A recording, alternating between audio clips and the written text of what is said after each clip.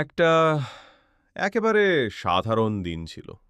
চারপাশে শান্ত নিস্তব্ধতা। একজন লোক হেঁটে যাচ্ছিল নিরিবিলি পথে। সব ঠিকঠাকই ছিল। হঠাৎ করে মাটির নিচ থেকে একটা আওয়াজ এলো। তুমি আমাকে বিয়ে করেছিলে, এখন ফেলে দিলে? লোকটা থেমে গেল, অবাক হয়ে নিচের দিকে তাকালো।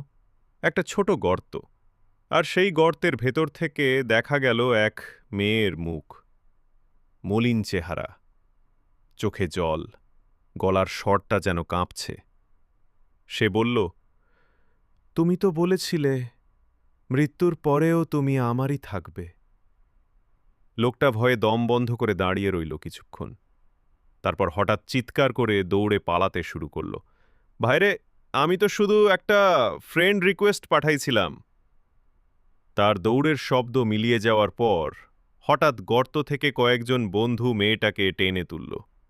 সবাই হেসে উঠল, মেয়েটাও হেসে দিল। এটা ছিল একমাত্র পরিকল্পিত প্র্যাঙ্ক, ফেসবুকের ফেক রিকোয়েস্টের শাস্তি।